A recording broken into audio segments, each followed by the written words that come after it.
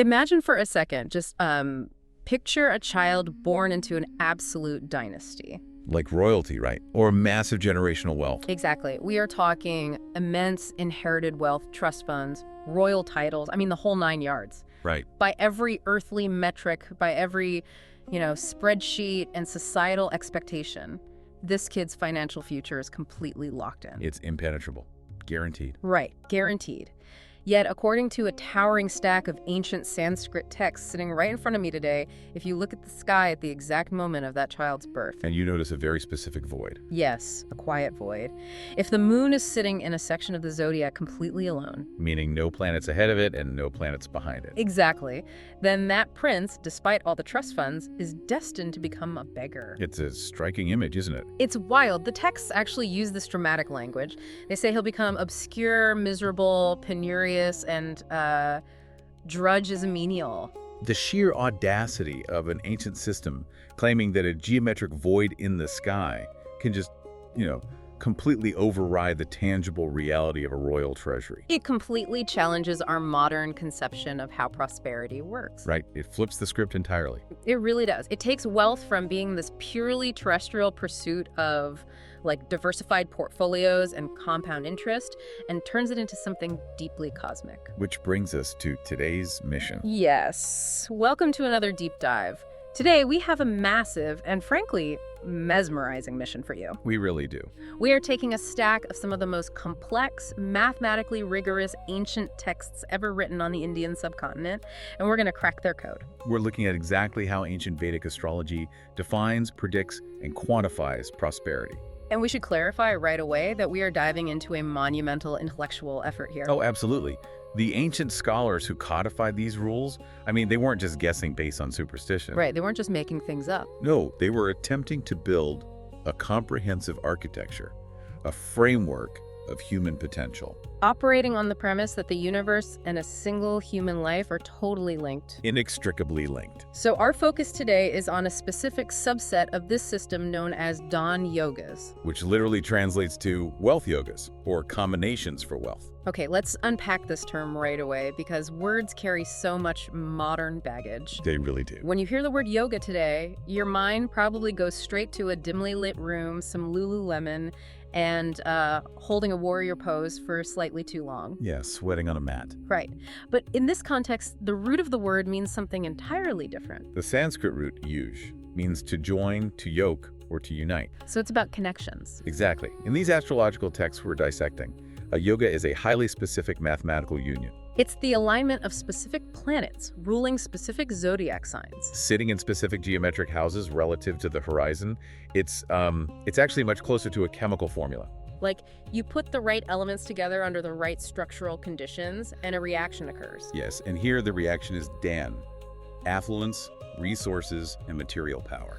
And to understand these formulas, we are pulling from the absolute heavy hitters of the tradition. The primary source material. Right. We're looking at the Brihat Parasara Horasastra, often just called BPHS. Which is essentially the bedrock manual of this entire discipline. Yeah, the foundation. We're also synthesizing rules from the Saravali, the Horasara, the Uttara Kalamrita, and the Phaldipika.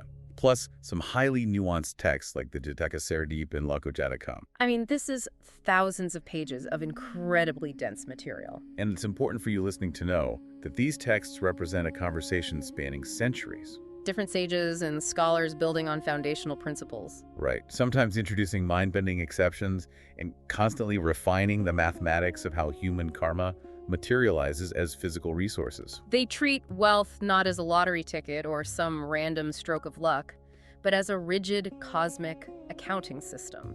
A cosmic accounting system. That is the perfect way to phrase it. I really want to hold on to that idea. Because whether you're a dedicated student of ancient traditions or, just a complete skeptic who loves exploring how human cultures map the chaos of life. Understanding this architecture is just fascinating. It reveals what these cultures valued, how they viewed the maturation of the human mind, and how they structured society. Right. So if we're dealing with an accounting system, we need to know where the banks are located. Exactly. Let's start with the foundational architecture of the birth chart itself, specifically the 2nd and 11th houses. To set the stage for you, the birth chart is a 360-degree map of the sky, at the exact moment and location you were born. Divided into 12 sections, or houses. Right. And each house is a specific theater of human experience. So when we search these texts for the roots of material wealth, all roads lead initially to the second house and the 11th house. The Brihat Horasastra places immense, non-negotiable emphasis on these two zones. But they represent very different flavors of wealth, right? It isn't just one big pile of money. Not at all.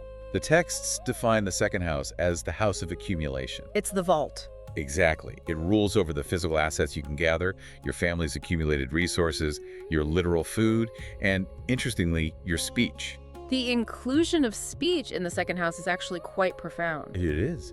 Because in the ancient world, and arguably today too, your word, your ability to articulate, to command, to negotiate, that was one of your most tangible assets. But primarily, the second house is retention. Yes.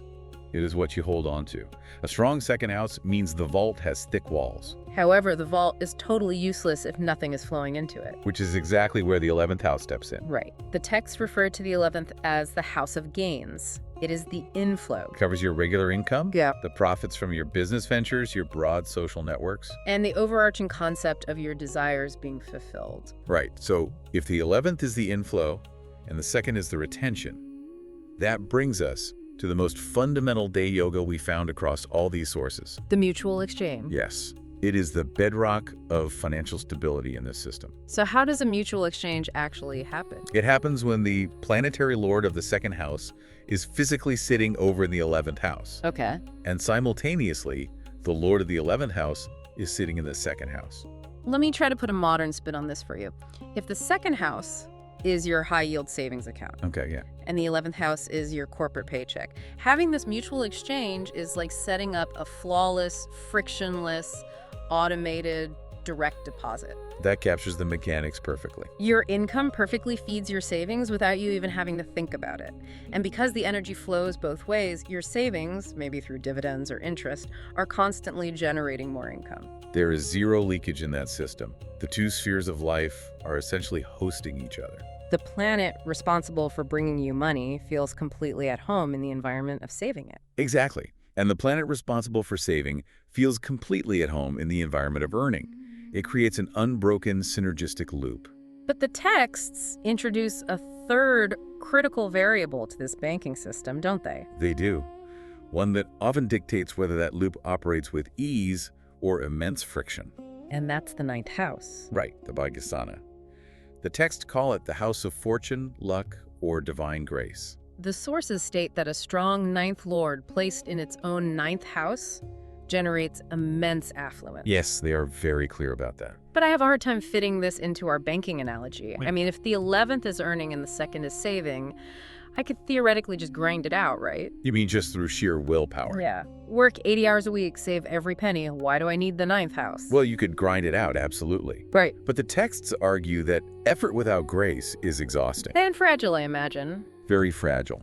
The 9th house represents the underlying unseen currents of your life. So what does that look like in the real world? In a worldly sense, it's being in the right place at the right time. Ah, okay. It's having a mentor suddenly take an interest in you, or a market shifting exactly when you launch a product. It's systemic luck. So it's essentially the wind in the sails. Yes. Without a strong 9th house, earning your 11th house income and protecting your second house savings is a brutal uphill battle. You're fighting against constant resistance. Exactly. A strong 9th house acts as a multiplier. It removes the friction from the system. It's what allows someone's wealth to look completely effortless to an outsider. Right, though the ancient scholars would argue it is simply the fruition of deep underlying momentum, often framed as the grace of past righteous actions. That reframes luck entirely. It isn't a random lottery at all. No, it's environmental friction, or the lack thereof. And speaking of the environment, I want to pull a fascinating concept from the Saravalli regarding how wealth actually grows over time. The Upachayas. Yes. The text introduces this category of houses called the Upachayas. That's the 3rd, 6th, 10th, and 11th houses. The houses of growth. Right. The specific rule is that if all the naturally benefic planets, like Jupiter, Venus, a bright moon, a well-placed Mercury, are situated in these Upachaya houses, the native acquires massive, unassailable wealth. It's a very powerful combination. But why these specific houses? What exactly is an Upachaya? Well, the word Upachaya essentially translates to improvement, accumulation, or growth. Okay. The birth chart has different zones. Some are foundational, some deal with innate luck, but the Upachayas are the zones of friction. The arenas where you have to sweat. Exactly. The third house is raw courage and effort. The sixth house is competition, debt, and enemies. Sounds stressful. It is. And the 10th is the heavy burden of career and public status. These are arenas of struggle. But the magic of the Upachayas is that they naturally improve over time, right? Yes, they represent skills you hone and battles you learn how to win. So, placing the benefic planets in these houses of struggle, what does that actually do? Because benefics usually represent ease, intelligence, and abundant resources. It creates an unstoppable compounding effect. It's like putting a hyper-intelligent advisor in a war room. Exactly like that. Mm-hmm. If you put a benefic like Jupiter into an Upachaya house like the sixth, you are infusing the house of competition with profound wisdom and expansive resources. So the person doesn't just fight their competitors. Right, they outthink them, they absorb them, they turn enemies into allies. So when all benefics are in the houses of growth, the wealth isn't a sudden windfall that might be lost tomorrow. No, it is the wealth of the self-made tycoon. I love that phrase, the self-made tycoon. It is the oak tree that starts as a sapling, endures the weather, and slowly, inevitably, dominates the entire landscape. The architecture of the self-made tycoon. But having a massive bank account is one thing, right? Being a rich merchant is great. Yeah. But when you read these texts, there is a clear distinction between a wealthy merchant and a king. There's a difference between having money and having true splendor, authority, and legacy. Which brings us to the profound philosophy behind the Raja Yogas. The kingly combinations. Yes. And to grasp this, we have to look at how the Brihat Parasara Horasastra categorizes the geometry of the chart into divine archetypes. It divides the core houses into two camps. Right. First, you have the Kendras, the angular houses. That's the 1st, 4th, 7th, and 10th houses. And these are designated as Vishnusthanas, the houses of Lord Vishnu. Let's contextualize that for someone listening who might be unfamiliar with the pantheon. Sure. Vishnu is the preserver. He is the deity responsible for maintaining cosmic order, taking action, and sustaining the structural reality of the universe. Precisely. So the angular houses in your chart represent action, effort, structural integrity, and your active engagement with the material world. Okay, so that's one camp. Right. Now, on the other side, you have the trichonas, the trinal houses, specifically the 5th and the 9th. And these are the Lakshmisthanas. The houses of the goddess Lakshmi. And Lakshmi is the embodiment of divine splendor, prosperity, grace, and effortless fortune. Action and structure on one side, grace and fortune on the other. And the Raja Yoga, the combination that elevates a human being to king-like status, is triggered when the planetary lord of an angular house establishes a direct mathematical relationship with the planetary lord of a trinal house.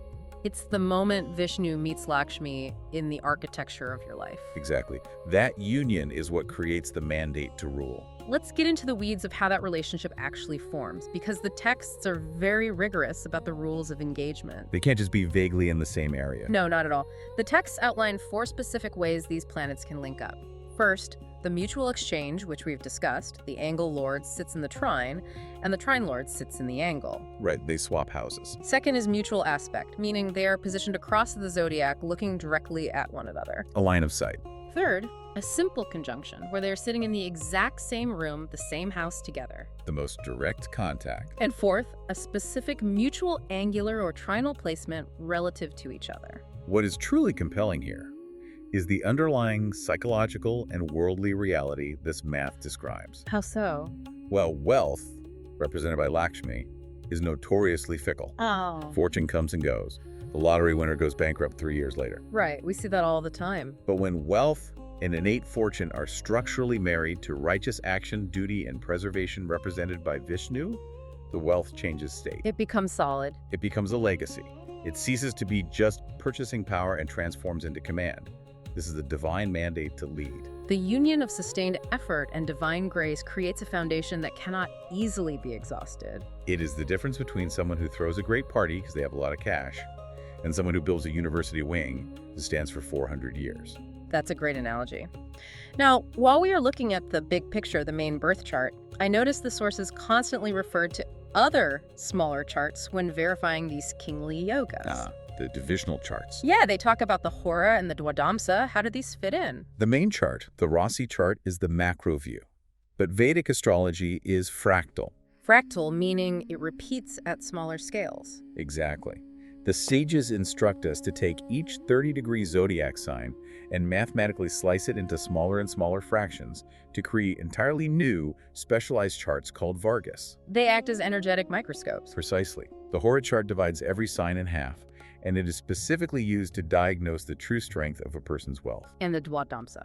The Dwadamsa divides every sign into 12ths, and while it generally relates to parents and lineage, it heavily dictates the foundational stability of inherited or deep-rooted wealth. The sources offer some shockingly specific examples of this microscopic analysis. There is a rule from the Jataka Saradeep regarding that 1/12th division, the Dwadamsa. The one about Taurus, right? Yes. It states that if you calculate this microscopic chart and find the sun sitting in the sign of Taurus, it destroys the father's wealth. It just obliterates the foundation. It's a harsh placement. But if you look at that same tiny fractional chart and find Jupiter in Taurus, it promises highly stable, enduring, unshakable wealth. It reveals the unforgiving nature of the system. You cannot just look at the macro chart, see a nice Raja Yoga, and declare the person a billionaire. You have to zoom in. You have to. If the foundational fractional charts are weak, that macro promise is totally hollow.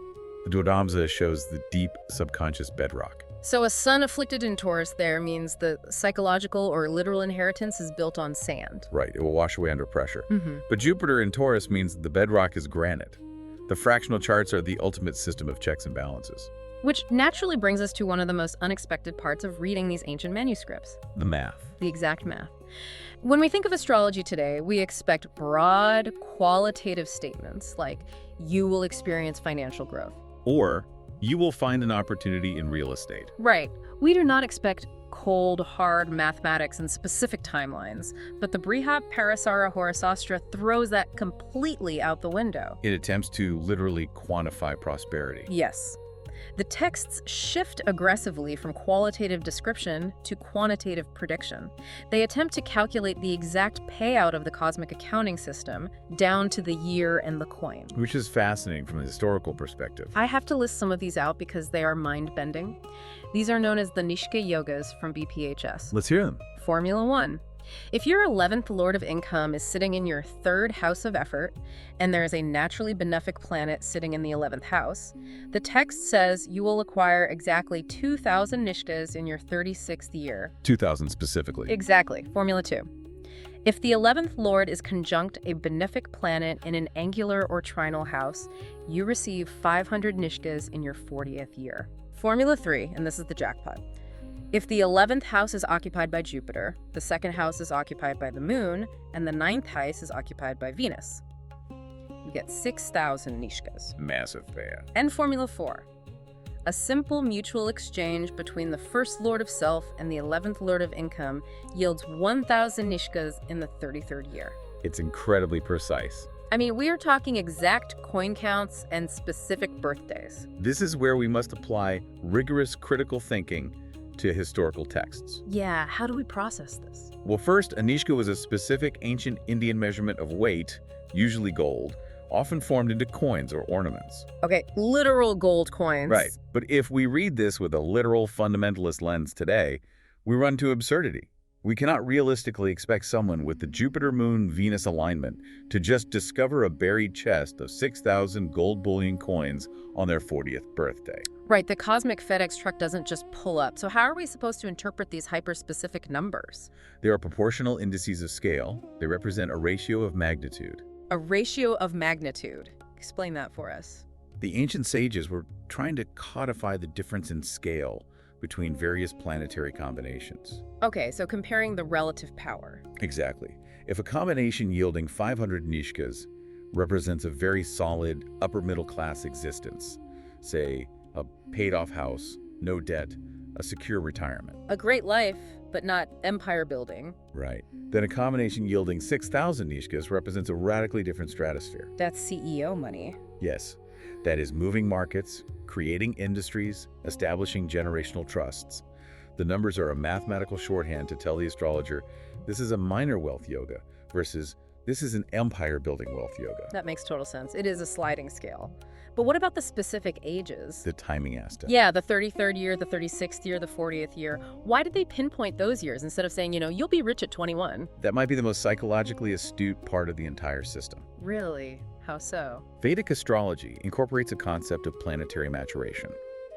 The idea is that the psychological and material energy of a planet doesn't fully lock into a human's life until their brain and body have matured to a specific age. Oh, wow. So different planets turn on at different times. In a sense, yes. For instance, Jupiter, the planet of wisdom and broad expansion, matures at 16. Okay, teenage years. But Saturn, the planet of heavy responsibility, structural discipline, and long-term endurance, doesn't mature until the 36th year. And what about the others? The shadowy nodes of the moon, Rahu, and Ketu, which often drive massive, obsessive, worldly ambition or sudden shifts, they mature in the 42nd and 48th years. So when the text says a specific wealth yoga triggers at age 36 or 40, it is acknowledging that certain types of massive structural wealth require the individual to have lived long enough to develop the Saturnian discipline or the Rahu-driven ambition to actually manifest and hold it. it is marrying astronomical math with adult developmental psychology. Precisely. It is stating that stable wealth is rarely an overnight phenomenon. It requires the vessel, the human being, to be fully forged. That is profound. But here's where it gets really interesting, because if we're talking about math, we have to look at the Uttara Kalamrita. Oh, the Indu Lagna? Yes. I was reading this section, and it almost looks like computer code. The text provides a formula to calculate a singular point in the chart that acts as a center of gravity for raw wealth potential. It's called the Indu Lagna, or the wealth ascendant. It is one of the most intricate synthetic calculations in the tradition. Let me walk you through this calculation, because the logic behind the math is fascinating. Okay, step 1. The text assigns a numerical value called kalas, or units of brilliance, to every planet. A luminosity score. Right. The sun gets 30, the moon gets 16, Venus gets 12, Jupiter gets 10, Mercury gets 8, Mars gets 6, and Saturn gets 1. Notice the astronomy there. The kalas represent literal luminosity in the sky. Ah, so the sun, being the brightest, gets 30. Exactly. And Saturn, the furthest visible planet, a dim speck in the ancient sky, gets a mere one. They are quantifying light. Step 2. You look at your main chart, find your ascendant, the horizon line, and count to the 9th house from there. You find the planet that rules that 9th house, and you take its Kala value. Okay, holding that number. Step 3. You find where the moon is sitting in your chart, count to the 9th house from the moon, find the planet that rules that house, and take its Kala value. Right. Step 4. You add those two Kala values together, Let's pause there for a second. What is the formula actually doing? fusing them together. Yes, but think about what those points represent. The ascendant is your physical body, your tangible reality.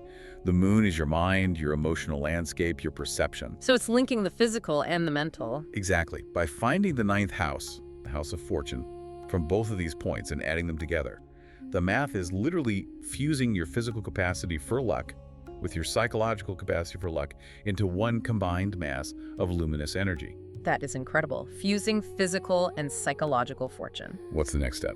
Step 5. You take that combined number and you divide it by 12. You then take the remainder of that division. I assume we divide by 12 because there are 12 signs of the zodiac. You've got it. You have a raw number of light units, Yeah. and you need to project that energy onto the 360-degree theater of the sky. By dividing by 12 and taking the remainder, you are converting raw, formless energy into a specific spatial coordinate. And the final step. You take that remainder number and you count that many signs away from wherever your moon is placed. That specific zodiac sign is your Indu Lagna. Your personalized wealth ascendant. Yes, and the rules for what happens when planets touch this sensitive point are wild.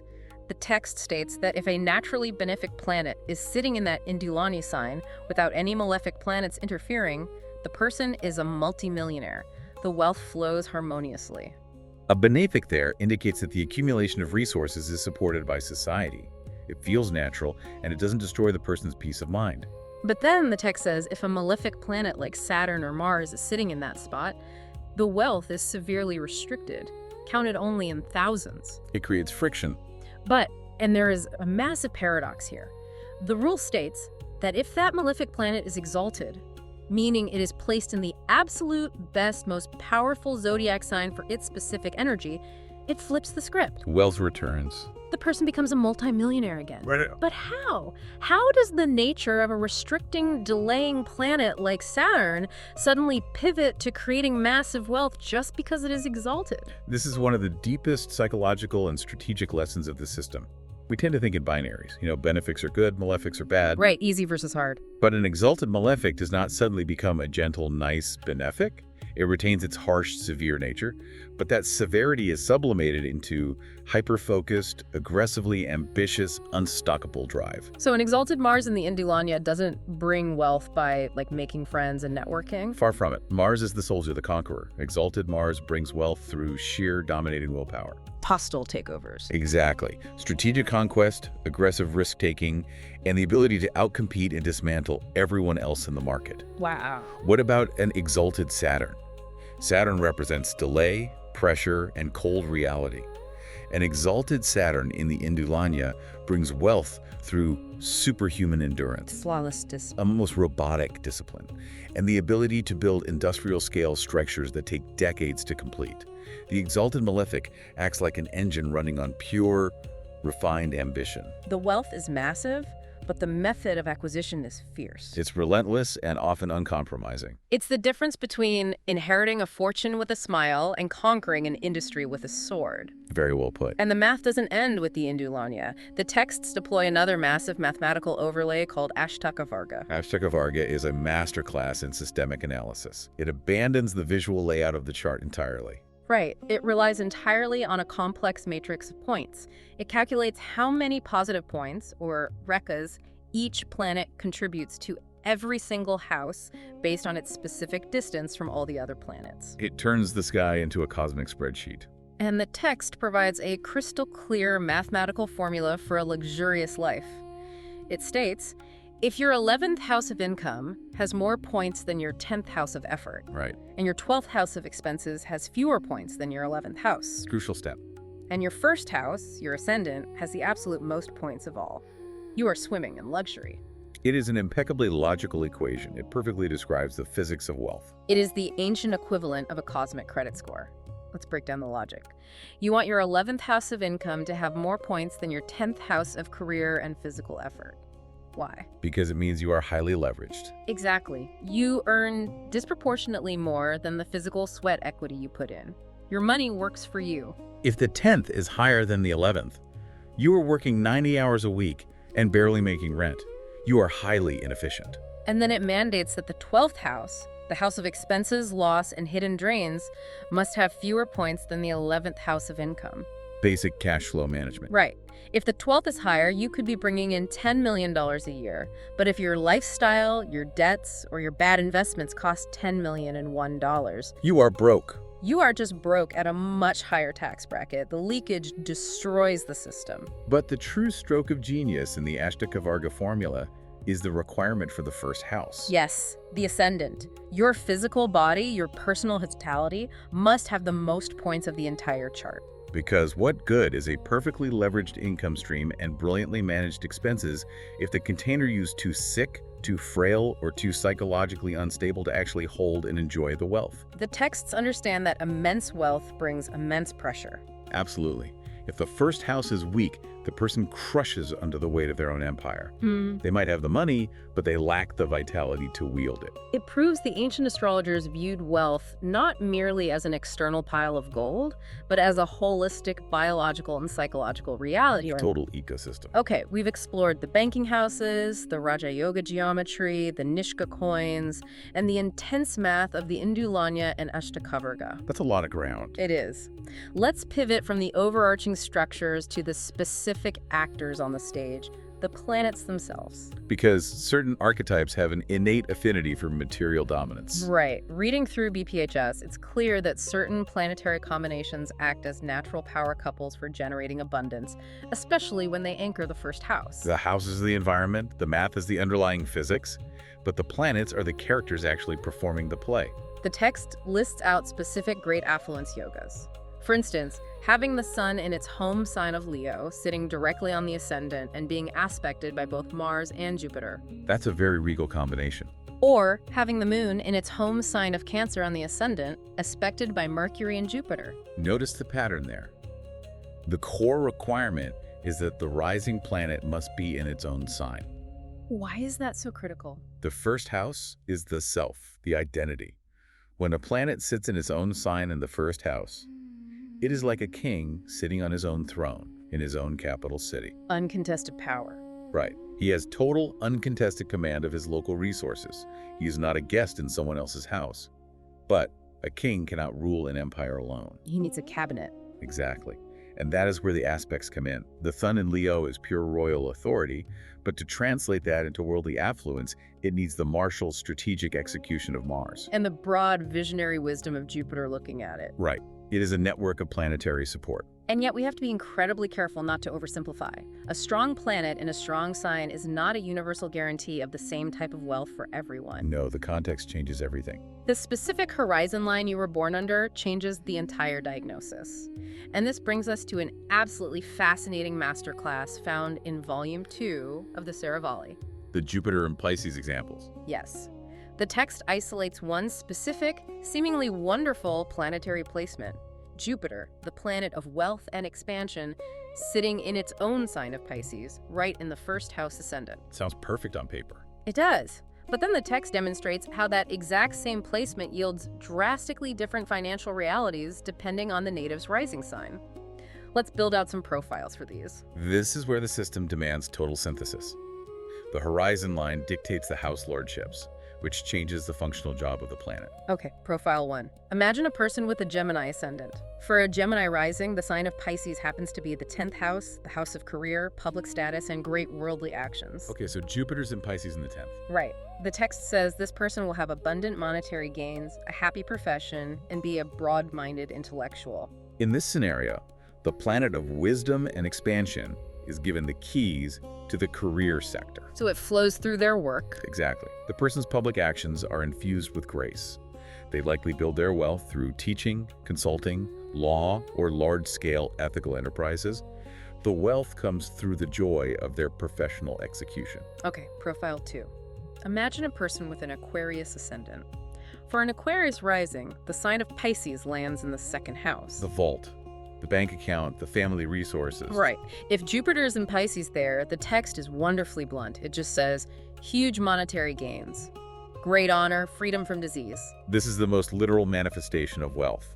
The planet of expansion is sitting in its own sign inside the house of accumulated savings. So they might not be famous, but they are incredibly rich. Right. The person might not have the sweeping public career of the Gemini rising, but their ability to hoard, protect, and steadily expand their financial base is unparalleled. The wealth goes straight into the vault. But here is where the system throws a major curveball. Profile 3. Imagine a person with a Libra ascendant.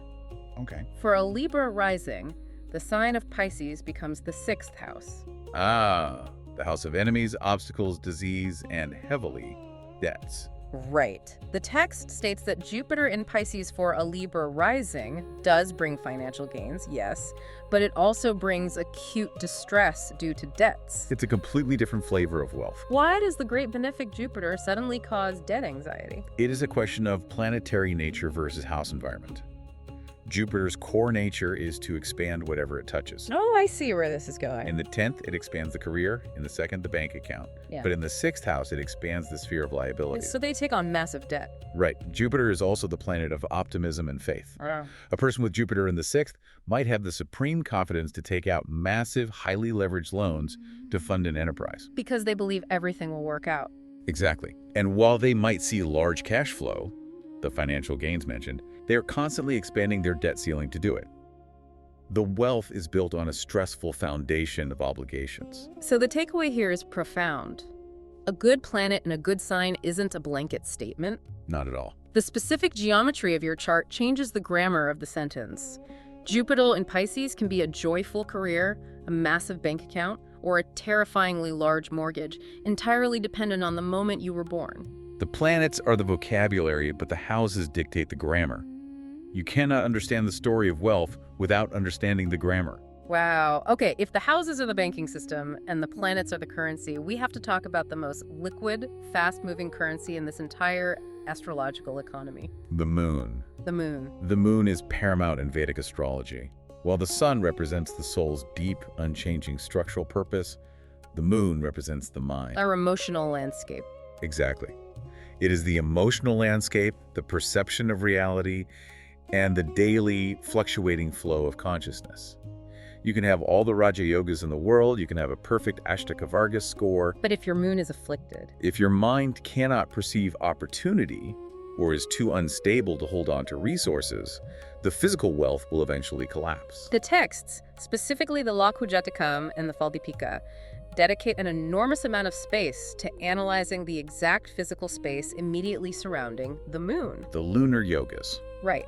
Let's look at how the mind is supported or starved. First, the Sunapha Yoga.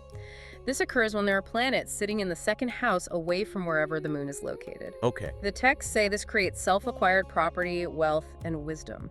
Think of the moon as a traveler constantly moving forward through the zodiac. Okay, walking down a road. Right. If there are planets in the house immediately ahead of it, it means the moon, the mind is moving towards resources. It is anticipating support. Oh, psychologically, they expect to succeed. Exactly. This is a person whose mind is forward-looking, always seeing the tools and allies waiting for them in the future. They have the mental momentum to build self-acquired property because their consciousness expects to find resources. Then we have the Durudhura Yoga. This happens when there are planets on both sides of the moon, in the second house ahead of it, and the 12th house behind it. Total support. The ancient descriptions here are lavish. Abundance of wealth, vehicles, a large family, and waited upon by faithful attendants. Here, the traveler is completely flanked by bodyguards. The mind is supported by resources from the past and pulled forward by resources in the future. So they feel incredibly secure. Psychologically, this creates immense emotional stability and confidence. A mind with this level of structural support is capable of managing massive complexity. Like large estates or complex corporate organizations. Yes, that is what the imagery of waited upon by attendants implies. It is the psychology of a secure executive. But then we hit the terrifying opposite end of the spectrum. The scenario I mentioned at the very beginning of our deep dive. The dreaded Kimadruma Yoga. Yes, this occurs when the moon is in a void. There are no planets ahead of it, no planets behind it, and no planets sitting with it. Complete isolation. The language is devastating. A prince born with this void will become obscure, miserable, penurious, and a menial drudge. Why does empty space destroy a prince? Because an isolated moon means a mind without external support, without guardrails, without a sounding board. So even if they inherit millions, Even if they inherit the kingdom, their internal emotional landscape is one of deep, echoing scarcity, fear, and instability. They lack the psychological infrastructure to maintain the wealth. they self-sabotage. Often, yes, out of deep anxiety, they might squander the treasury trying to buy temporary security, or they might be easily manipulated and swindled because they are desperately seeking connection to fill the void. The texts are making a brilliant psychological point.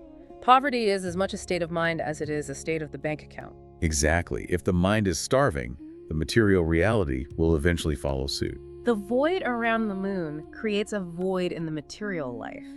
That is haunting. It is. And this idea of spatial relationships brings us to a much broader concept that zooms out even further. The texts don't just look at what's next to the moon, they look at the overall geometry of the entire chart. The Napasa Yogas. Right. If the lunar yogas map the microenvironment of the mind, the Nabhasa yogas map the macro architecture of the entire life journey.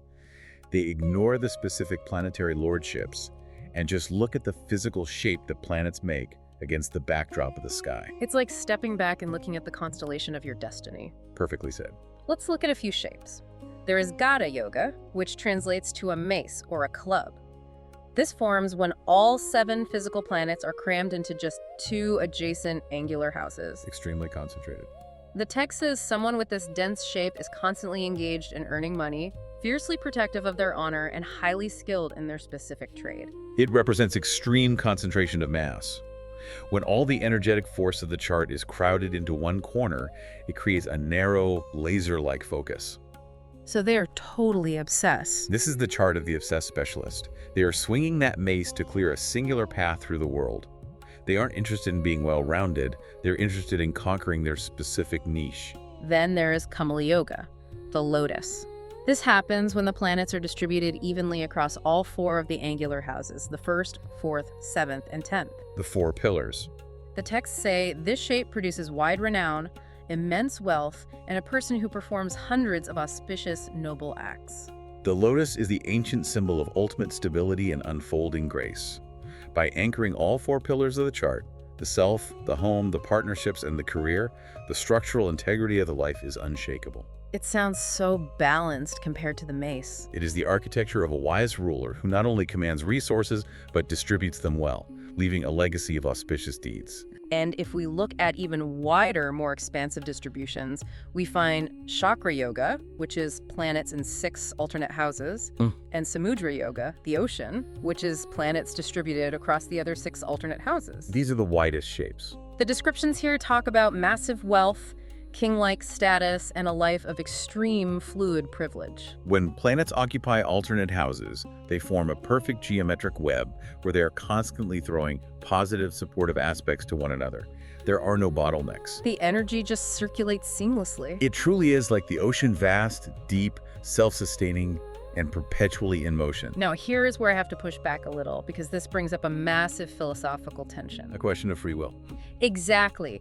If the overall geometric shape of the planets at the exact minute of my birth dictates whether my life operates like a mace, a lotus, or an ocean, doesn't that imply complete fatalism? It can certainly feel that way. Am I just helplessly playing out the geometry I was assigned? Where's the free will? That is the eternal debate within astrology. But the texts themselves offer a highly nuanced framework for understanding this. They explicitly state that the Nabhasa yogas do not rely on the planetary periods, the dasas or timelines, to activate. Meaning they're always on. They're always active. They represent the architectural blueprint of a life. Now think of it like a physical building. Okay. Can you furnish the building differently? Yes. Can you choose which room to spend your time in? Yes.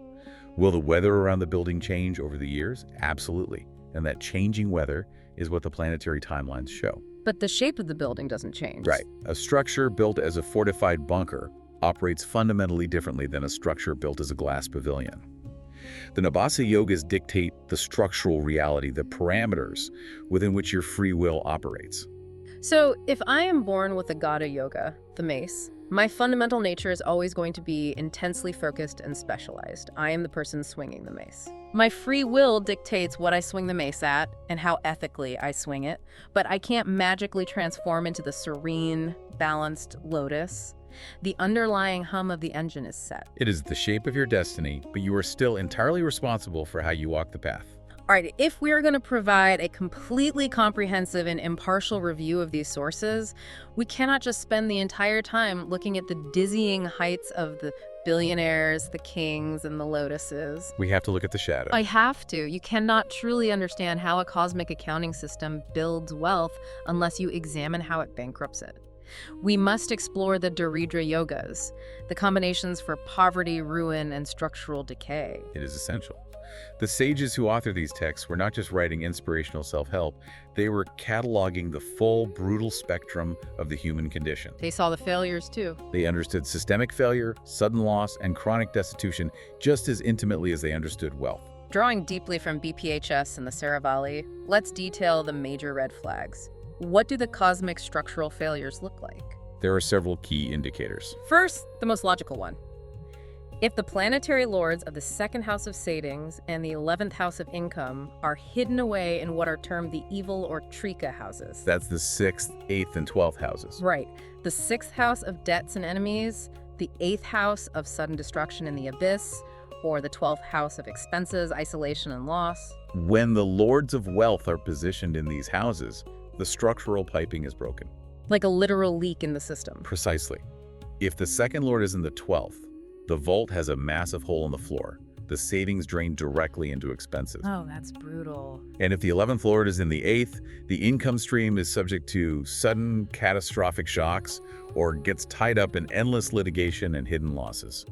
The energy simply cannot accumulate. Second, structural failure. If those wealth lords are combust. Combustion. This happens when a planet is orbiting so close to the sun that its visible light is completely swallowed by the sun's glare. Its energy is literally burned up. Astrologically, the sun represents the ego, the core identity, and sometimes overbearing authority. So what happens when a wealth lord gets too close? When a wealth lord is combust, It often means the person's own massive ego or their desperate need for recognition burns up their financial resources. To try to show off. Yes, they might make terrible, flashy investments to look powerful, destroying their actual wealth in the process. Third, there is a very specific, highly destructive combination. If Mars, Saturn, and the Sun are all jointly placed together inside the second house vault. That is a volatile mix. The text says this entirely destroys the wealth and causes physical afflictions to the face or body. Let's analyze the chemistry of that explosion. It is a profoundly toxic mixture. The second house requires stability, gentle nourishment, and protection to grow. Like a garden, almost. Right. But Mars introduces aggressive, impulsive, combative energy, often leading to reckless spending or the literal destruction of assets. Saturn introduces cold delay, restriction, fear, and a feeling of starvation. And the Sun. The Sun brings intense heat, ego-driven conflicts, or clashes with government authorities over those resources. You put reckless aggression, fearful starvation, and ego conflict inside the vault, and they essentially burn the vault to the ground from the inside out. Man, that is bleak. And then there is a combination that seems entirely counterintuitive until you really dissect it. Which one? The text says that if Jupiter, the great planet of expansion, is sitting in the second house, but it is directly aspected by Mercury. Okay. Or conversely, if Mercury is in the second house aspected by the moon, the result, the entire wealth earned is deprived, lost. It's a surprising outcome. Right. Why does Mercury looking at Jupiter in the vault cause bankruptcy? This speaks to the incompatibility of certain energies in specific environments. Jupiter in the second house is naturally excellent. It signifies the organic, steady expansion of savings. But Mercury is different. Mercury represents rapid commerce, intellectual trade, speculation, and nervous, restless mental energy. When Mercury aggressively aspects Jupiter in the vault, it introduces a frantic, speculative itch into the savings. So they can't just let the money sit there. Exactly. The person might constantly try to day trade their long-term savings, make highly complex, over-intellectualized investments, or constantly shuffle assets around until the friction and the losses bleed them dry. They just tinker it away. It is the tragedy of the person who cannot tolerate slow, steady growth.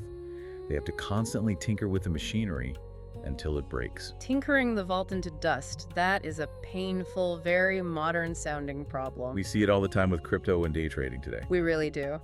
But just when you think you have the rules neatly categorized, Jupiter good, Saturn bad, Mercury tricky, the Saravalli throws a massive mind-bending paradox into the mix. The Saturn exception. Listen to this exception, you guys. The text states that if Saturn, the ultimate malefic, the planet of poverty, restriction, and suffering, if Saturn is placed alone in the second house of savings, but it is aspected by Mercury, the native becomes greatly rich. It completely flips the logic. Wait, we just established that Mercury aspecting the second house makes you tinker your wealth away.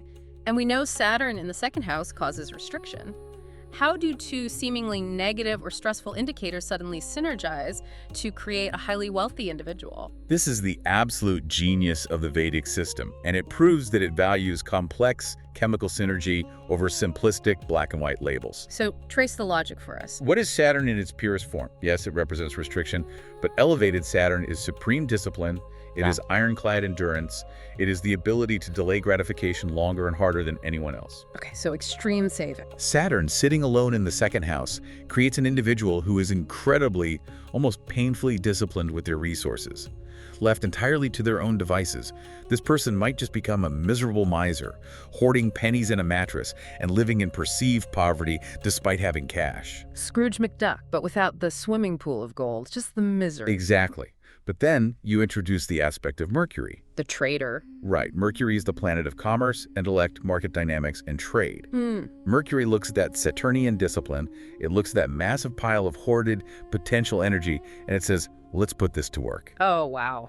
Mercury turns the miserly discipline into immense commercial accumulation. It is the combination of relentless, ruthless cost-cutting and efficient saving, married to brilliant market strategy and trading acumen. So the restriction becomes the very engine for the commerce. The discipline fuels the trade. It is a brilliant hack of the system. The miser becomes the market maker. The restriction becomes the engine. That is unbelievable, and it perfectly illustrates how deep the rabbit hole goes here. You cannot just read an ancient chart by adding up the good points and subtracting the bad points. You have to understand the chemical reaction happening between specific archetypal energies in specific spatial environments. It demands total, holistic synthesis from the reader. You have to hold the entire architecture in your mind simultaneously. The houses, the planets, the aspects, the fractional charts, the mathematical points, the lunar support, and the geometric shapes. And what a massive, intricate architecture we have explored today. Let's take a breath and briefly recap this epic journey through the ancient cosmic accounting system. We covered a vast amount of material. We started with the foundational banking houses, exploring how the second house of retention and the 11th house of income create a frictionless loop, all greased by the underlying grace of the 9th house. And we looked at how the angular houses of action, Vishnu, and the trinal houses of fortune, Lakshmi, combine to forge the unshakable kingly Raja Yogas. We went through the shockingly specific mathematics of the Nishka payouts and analyzed the developmental psychology behind planetary maturation ages. We explored the intense mathematics of the Indu Lagna, projecting light into space, and the paradox of how an exalted malefic can conquer an industry. We looked at the cosmic credit score of the Ashtaka Varga system. We analyzed how the horizon line, the ascendant, completely changes the behavior of a planet like Jupiter in Pisces, turning it from a happy career into a debt trap. We mapped the geometry of destiny with the Anapha Yogas, differentiating the narrow focus of the mace from the circulating wealth of the ocean. And finally, we explored the void of the Durudhura Yogas, discovering how a mind starved of lunar support unravels a treasury, and how discipline and commerce can synergize a miser into a market maker. It is a profoundly rich ecosystem of thought, mapping the entirety of the human material experience. It really is. And as we wrap up, I want to bring this directly back to you, listening right now. Why did we drag you through hours of ancient Sanskrit terminology, complex planetary math, and archaic rules of geometry? That's a fair question. Because while you are probably not going to wake up tomorrow morning, look at the sky, and calculate your kelas or map your Ashtaka Varga points before having your morning coffee. But you might be tempted to now. You might. But the underlying philosophical lessons these texts are trying to teach are incredibly urgently relevant today. Wealth, in this ancient view, was never seen as a random accident. It wasn't a glitch in the matrix or a stroke of blind luck. It was viewed as a living, breathing ecosystem requiring a delicate, intentional balance. It requires right action, stored value, fortunate timing, and continuous intelligent growth. It requires your mind to be supported by the right environment and your physical container to be strong enough to hold the pressure. And I think the most powerful takeaway lies in recognizing the structure of our own daily lives. Absolutely. These texts place the 12th house, the house of expenses, loss, and isolation, right next to the first house of the self, and right next to the 11th house of gains. It is a continuous, inescapable circle. And it begs an important question for you to mull over today. In your own life's architecture are your gains, your 11th house, truly feeding your ultimate goals, supporting your mind, and building your foundation? Or is your wealth merely a temporary staging area, a brief, stressful pause before it inevitably drains directly into your 12th house of expenses and liabilities? Perhaps true Dem Yoga, true prosperity, isn't just about the sheer volume of what you can acquire. Perhaps it is about how purposefully and with how much structural integrity you allow that energy to flow through your life. Flow versus hoarding. Structure versus leakage. That is a phenomenal thought to end on. Thank you so much for joining us on this incredibly deep dive into the ancient mechanics of prosperity. We hope it gave you a completely new lens through which to view your own architecture. Manage your flow wisely. Yes, take care of your vault, manage your flow, and we will talk to you soon.